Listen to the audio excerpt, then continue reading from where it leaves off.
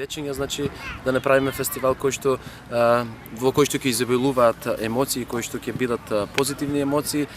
Пред се дружењето е примерно, значи овде во овие младински категории, односно категории на дечиња кои што започнуваат од 9 до 14 години.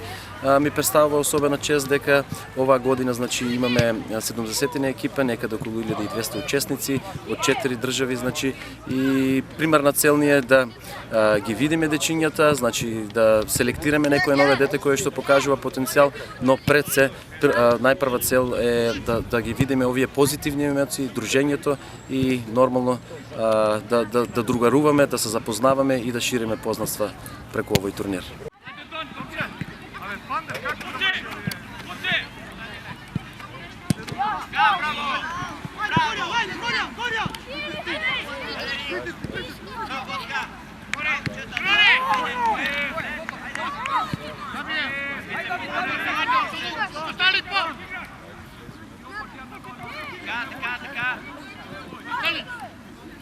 It is our pleasure to participate in Pandev Cup. It is our first time and we are participating with three generations, 2007, 2009 and 2010. We came together as a big family with the players, with the coaches and also with the parents. So the organization of the Pandev Cup is really nice. It's on very good level and they are very friendly. So also the people in the city, so we like it very much.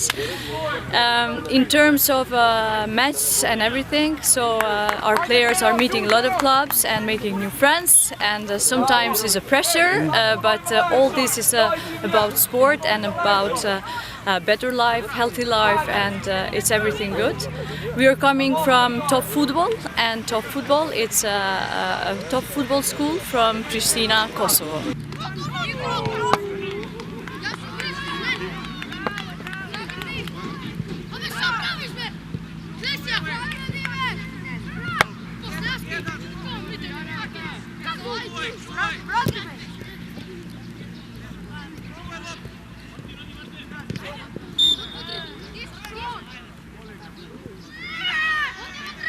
Ние играем на терените в Струмица за пета поредна година.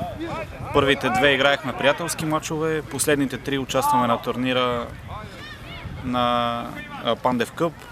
Футболен клуб Национал София, всички в клуба, играчите, треньорите, родителите са супер доволни от турнира и надявам се да продължаваме дълги години да участваме на мачове тук. Това е от изключителна важност, защото силните мачове, квалитетните съперници са важни за развитието на децата. Колкото повече международни мачове има, толкова по-добре за тяхното развитие.